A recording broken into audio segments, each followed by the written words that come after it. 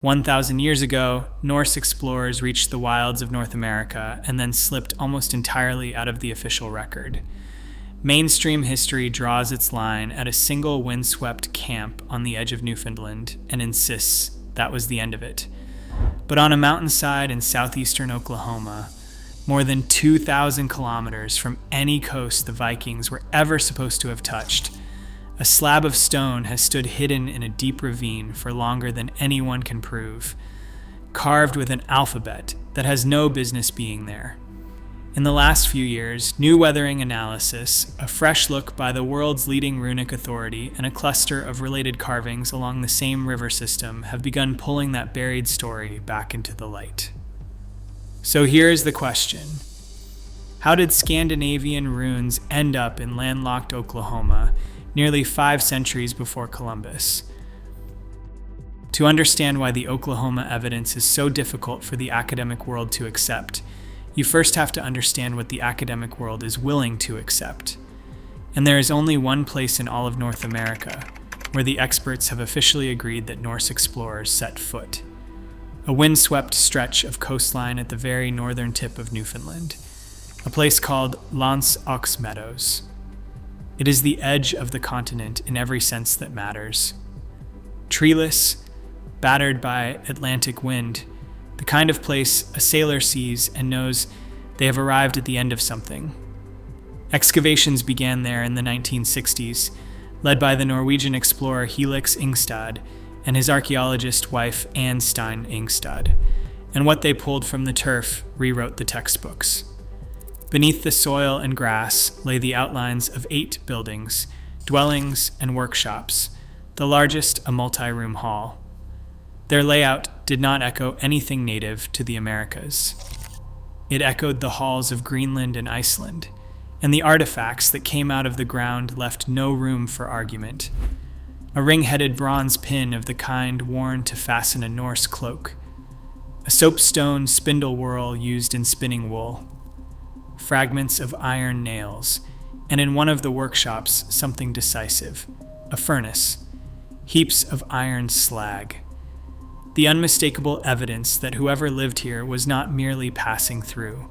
They were smelting iron from local bog ore. They were repairing ships. They were making tools. This was a working camp, equipped, organized, and operational. For decades after the discovery, the precise dating of the site stayed frustratingly vague.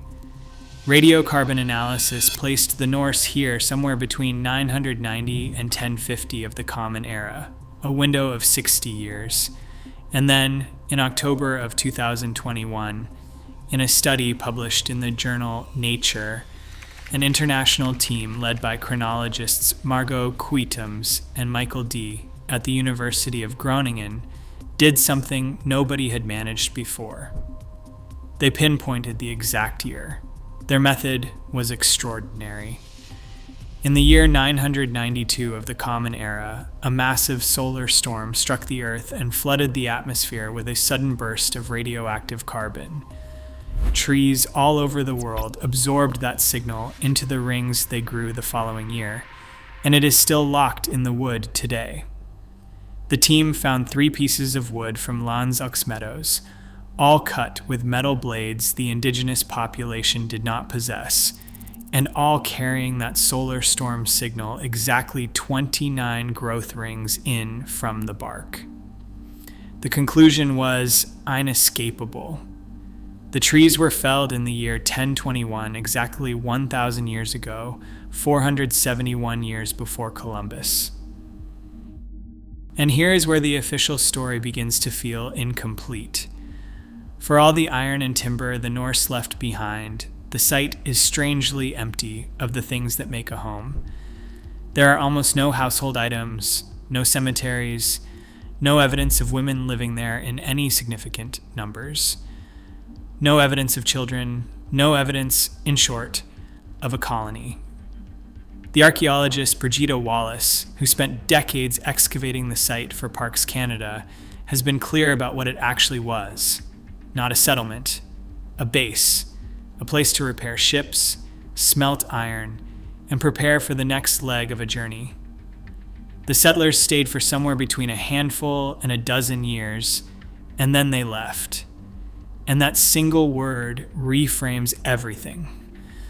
Because you do not cross an ocean in a wooden ship, build a forge, smelt iron, and repair vessels at the edge of an unknown continent because you intend to sit on the beach for a decade. You do that because you are going further. So the question the experts have never satisfactorily answered is simple. If Land's Meadows was only a base, then where exactly were they going? The sagas had been telling us so for over 800 years. We simply stopped listening. They describe rivers explored, forests harvested, lakes crossed, and journeys that reach far beyond a single coastal encampment.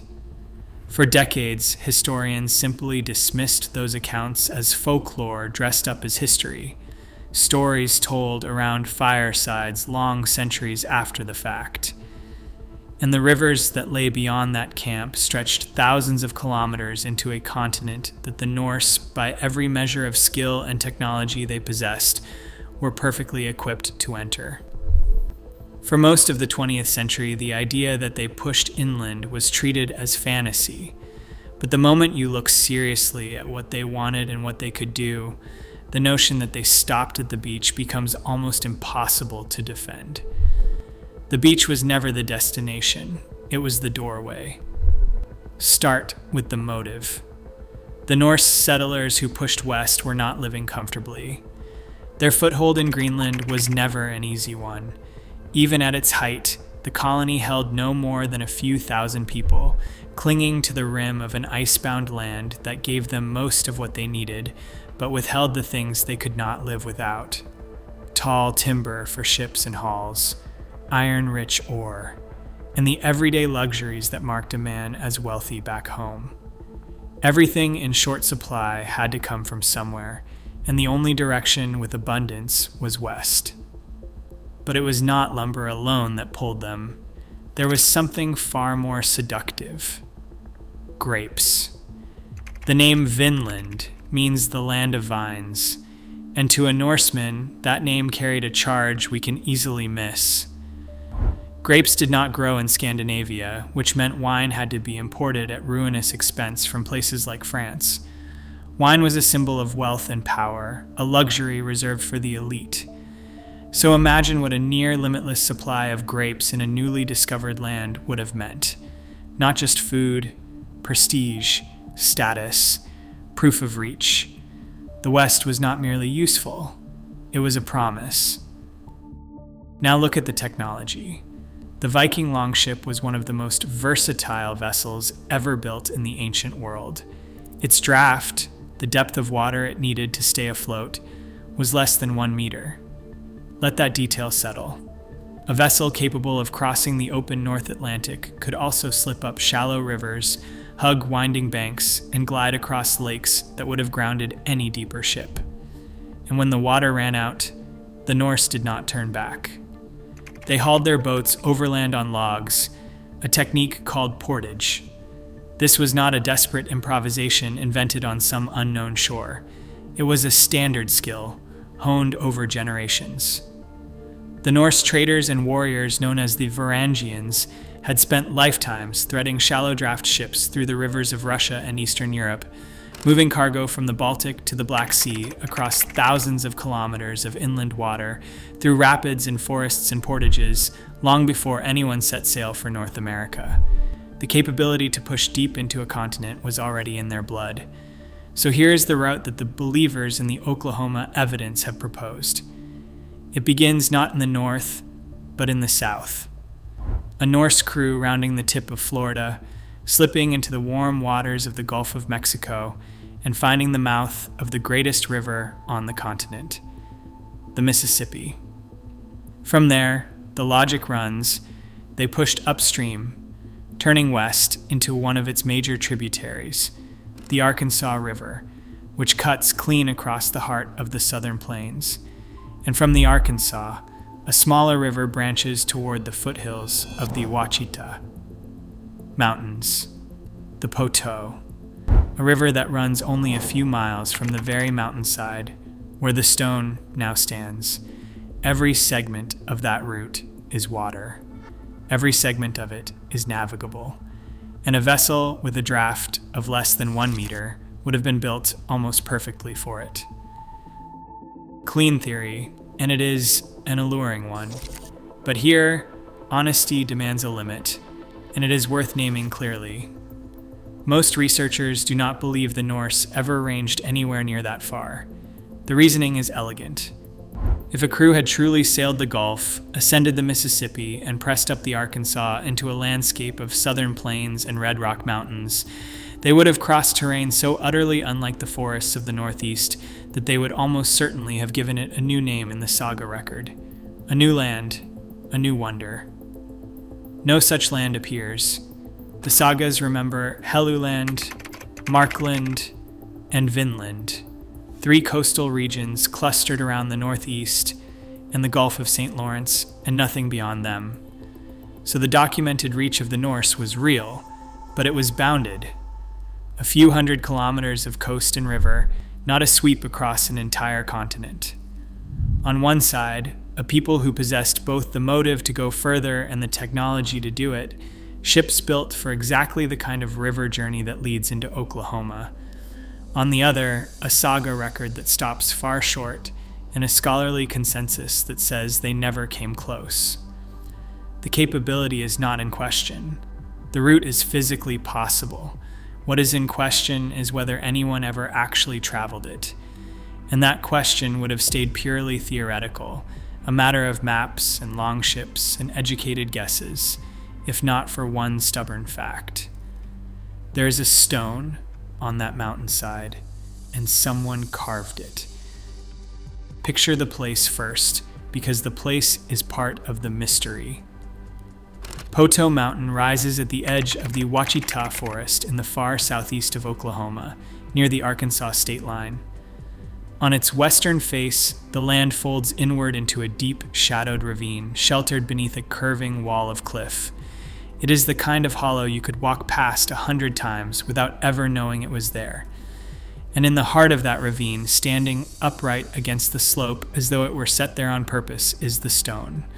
For most of recorded history, it sat hidden in that fold of the mountain, known to a handful of local families and almost no one else, lost to the official record as completely as if it had been buried in the ground. And it is not a small thing. The slab stands roughly 12 feet tall, 10 feet wide, and 16 inches thick. People who have stood before it reach for the same comparison again and again. It looks like a billboard. It is hard gray sandstone, a gray wacky that registers a 7 on the hardness scale, where a diamond is a 10, which means that whatever cut into its face had to work at it. And cut into that face are 8 runes. Deeply pecked, their edges worn smooth by a long passage of time, each character standing taller than a human hand. They are not scratches. They are not idle marks. They are letters, deliberately and laboriously carved, in an alphabet that belongs to Northern Europe, and nowhere within thousands of kilometers of an Oklahoma mountainside. The story of how the outside world came to know the stone unfolds slowly, in fragments, across more than a century. The earliest account places a Choctaw hunting party at the site in the 1830s, finding the carved slab already standing, already old, already a mystery. Unable to read the symbols, later settlers gave it the only name that made sense to them. They called it Indian Rock, assuming the marks were the work of Native Americans, though the tribes of the region had no alphabet of this kind. A man named Luther Capps left an eyewitness account near the end of the 1800s.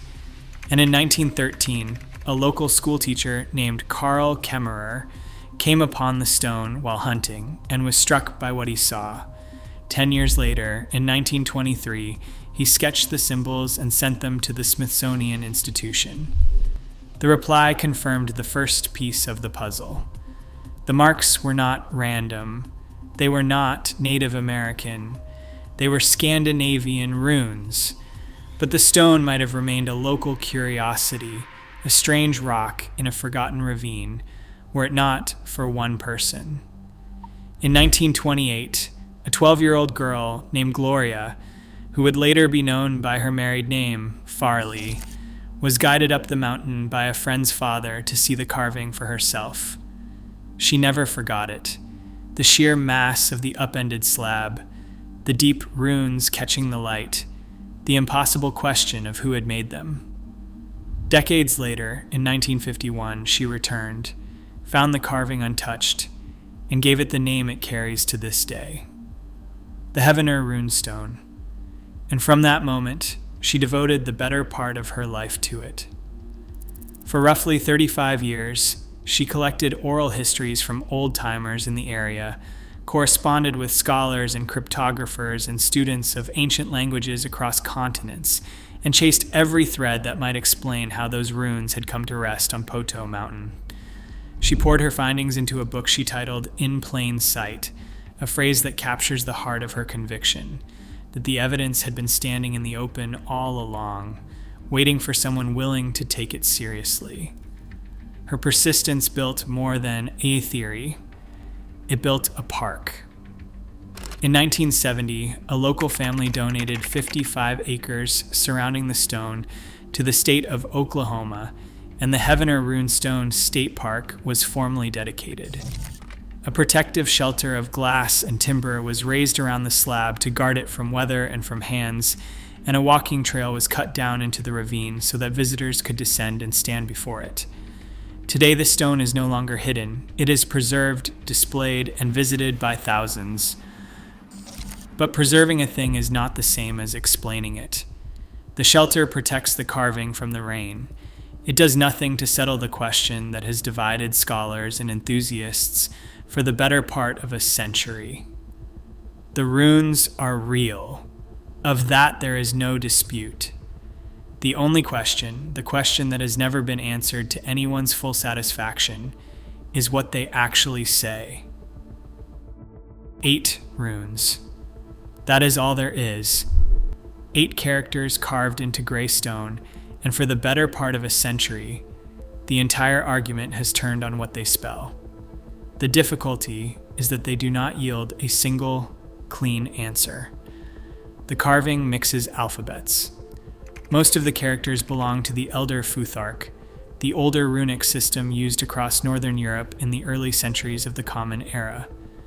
But at least one character appears to be drawn from the younger Futhark, a later system, and 1 or 2 of the marks are reversed, mirrored as though carved by someone working from memory rather than habit. Run the letters straight, exactly as they sit on the stone, and they read as a sequence that transliterates roughly to G-A-O-M-E-D-A-T. That string spells nothing in any language, and that is where the interpretations begin to branch. The most cautious reading assumes a small error in the second character, correcting it to an N, which produces a word that can actually be pronounced. Nomdal. To most linguists, that is precisely the problem. Nomdal reads less like a 1,000-year-old Norse inscription and more like something far more recent. It can be parsed as Nome Valley, or even as an ordinary modern surname, G. Nomedal, the kind of name a Scandinavian immigrant might have carried to America in the 1800s. Read that way, the stone is not a Viking land claim at all.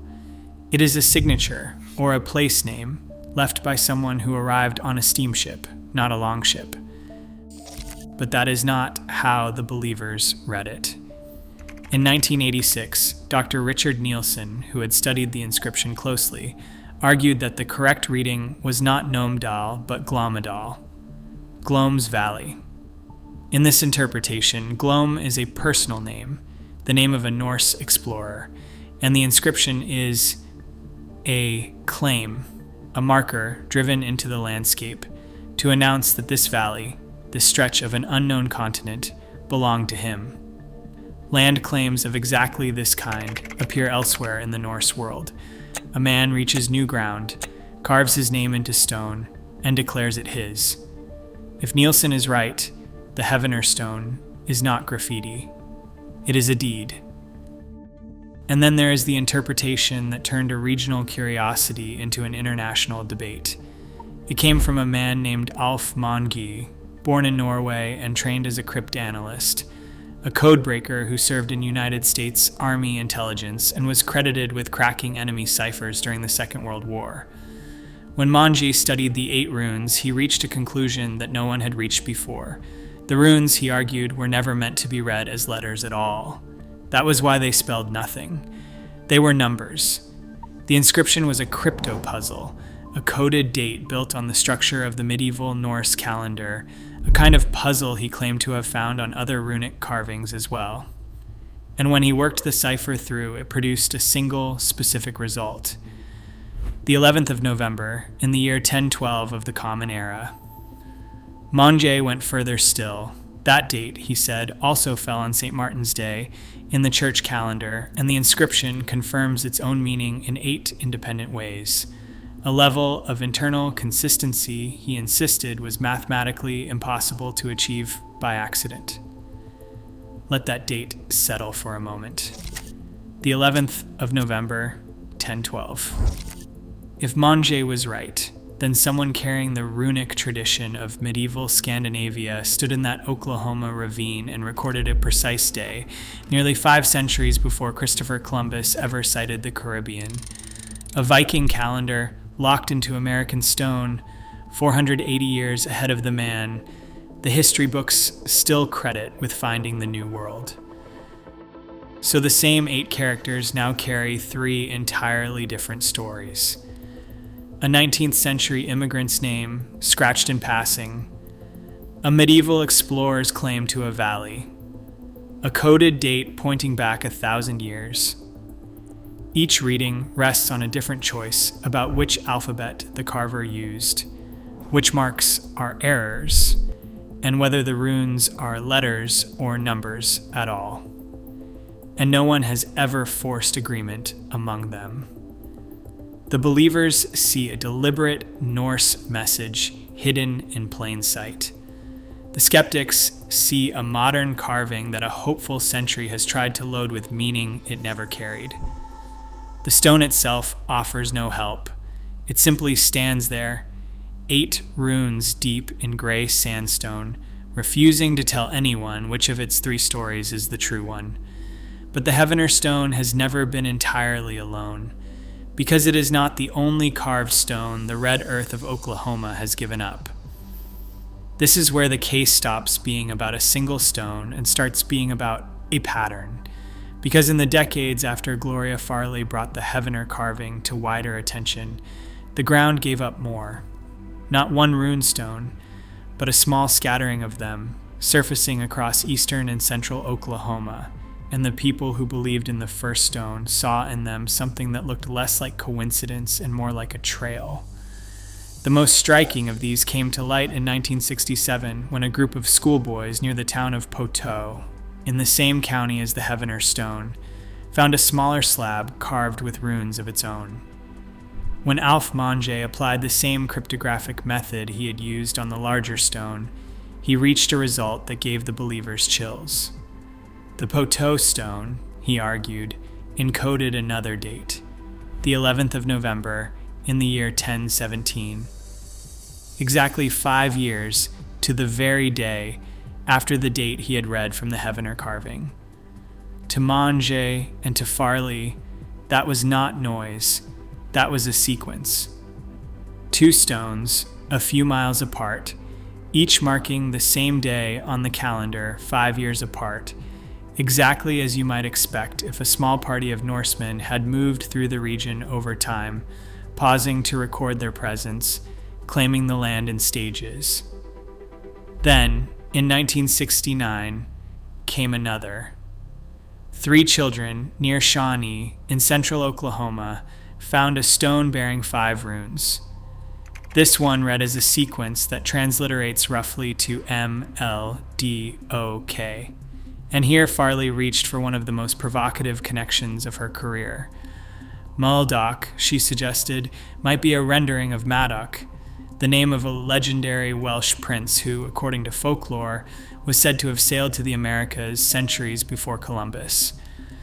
The Shawnee Stone sat barely a mile from the North Canadian River, which feeds into the Arkansas, the very river system that runs through this entire story. Other carved stones were reported as well, near Kavanaugh Mountain, near Tulsa, near Pawnee, until the map of Oklahoma seemed to be sprouting runes. And here is the detail that the believers find hardest to dismiss and impossible to ignore. Look at where these stones cluster. The Heavener stone sits near the Poteau River. The Poteau stone sits a few miles from it. The Shawnee stone sits a mile from a tributary of the Arkansas. Trace the finds on a map, and they do not scatter randomly across the state. They follow water. They follow the exact river corridors that a shallow draft Norse vessel could have used to push inland from the Gulf, up the Mississippi, into the Arkansas, and toward the foothills. To a believer, that clustering is the signature of a journey. No single stone proves anything on its own. Any one of them can be explained away. But laid side by side, following the rivers, they begin to feel like the breadcrumbs of an expedition that the official record never recorded. That is the case at its strongest. And honesty requires the other half of it, because the same pattern that thrills the believers reads very differently to the specialists. Many who have examined the Poteau stone closely have concluded that it is not an independent witness at all, but a copy of the Heavener carving. The argument is pointed. 5 of its characters appear on the Heavener stone itself, and the remaining marks look like additions, extra runes that one analyst flatly called spurious, padding that inflates a copied inscription into something that looks more impressive than it is. If the Poteau stone is a copy, then its matching date is not confirmation of a Norse sequence. It is imitation, the work of someone who had already seen the first stone and wanted to echo it. And the river clustering, the detail that feels so much like a trail, can be turned on its head just as easily. The rivers were not only the highways a Viking crew might have followed, they were also where people settled. Towns rose along the Poteau and the Arkansas precisely because the water was there. So a scatter of runestones near those rivers might mark the path of a medieval expedition, or it might simply mark where 19th century Scandinavian immigrants happened to put down roots, near the same water everyone needs to build a life. The geography that looks like evidence of a journey looks equally like evidence of where modern carvers lived. So the cluster cuts both ways. It is either a converging pattern that strengthens with every stone, or a single questionable carving that later hands copied and multiplied. Which interpretation you accept depends entirely on a question we have not yet faced directly. What do the people whose entire profession is reading runes actually say about these stones? The answer matters, because the people who study runes for a living have looked at the Heavener stone, and most of them have come away unconvinced. To understand the weight of that, you have to start with the most authoritative voice ever to examine it in person. In 2015, Henrik Williams traveled to Oklahoma to see the stone for himself. Williams is a professor of Nordic languages at Uppsala University in Sweden, and he is, by wide agreement, one of the foremost living authorities on runic inscriptions anywhere in the world. This was not a hobbyist or a debunker arriving with a verdict already written. This was the single most qualified person who could possibly have stood in that ravine, and his reaction was not dismissive. He was genuinely impressed by the stone, calling it one of the most striking he had seen anywhere, ranking it among the top 20 in the world for its sheer size and presence. He took it seriously. That is exactly what makes his conclusion so hard to wave away. Because his conclusion was that the stone is almost certainly modern. Williams estimated that it was most likely a 19th century carving, putting the odds of a genuine 10th or 11th century origin at only about 1 in 5. And his reasons were specific, technical, and difficult to argue with. The first was the word itself. In real medieval inscriptions, Williams explained, words carried grammatical endings, the small suffixes that mark a language as living and complete. The Heavener inscription lacks the ending a true Norse word should have, which is precisely the kind of error a later imitator would make, copying the shapes of runes without commanding the grammar behind them. The second was the form of the carving. Genuine runic inscriptions tend to follow conventions of layout and ornamentation. The Heavener stone has none of that. It is 8 bare characters with no framing, no design, nothing that matches the pattern of authentic medieval work. And the third objection was perhaps the most damning of all, because it stepped back from the stone entirely and looked at the whole map. There are no comparable Viking inscriptions in Iceland. There are none in Greenland. Those were the stepping stones, the populated waypoints between Scandinavia and any possible voyage to North America. For a rune stone of this kind to appear in landlocked Oklahoma, while leaving no trace along the entire route a Norse traveler would have to follow to get there, is, as Williams put it, an enormous leap. The carving exists in isolation, with nothing behind it and nothing around it, which is not how the spread of a real culture leaves its marks. Williams also noted that the tool marks on the stone simply did not show the weathering you would expect from 1,000 years of exposure. He is not alone. An archaeologist named Lyle Thompson examined the Oklahoma runstones for a graduate study and reached a conclusion just as firm. He found no cultural evidence of Vikings anywhere in or near the region. No settlement, no tools, no graves, none of the supporting material that a genuine Norse presence always leaves behind. He found that no Old Norse reading of the inscription truly fits, and that the most likely meaning of the carving is the plainest one. Gnome Dale, Valley of the Gnomes, and he pointed to the simplest explanation for who carved it. The town of Heavener had Scandinavian immigrants among its early residents, including, by one account, a Swede who worked at the local railroad depot, men who knew the shapes of runes and had every reason and opportunity to carve them. His verdict was blunt. Barring any new evidence, the stone is best considered a modern creation. The same skepticism extends to the supporting stones. When a geologist examined the Shawnee carving, he found that its inscription was remarkably fresh, far less worn than the natural surface of the same soft sandstone, and less weathered even than nearby carvings that were known to date from the 1950s. A genuine medieval inscription should have aged. This one had not. And the archaeologist Kenneth Feeder framed the deepest problem of all in a single observation. At Lance o' Meadows, the Norse left an unmistakable footprint. Buildings, iron, tools, slag, an entire working camp. It is unlikely, Feeder noted, that the same people would suddenly become so careful to leave absolutely nothing behind in Oklahoma. No camp, no forge, no grave, only a carved rock. This is where intellectual honesty has to plant its feet. The scholarly weight does not sit in the middle. It sits heavily and consistently on the side that says the stone is modern.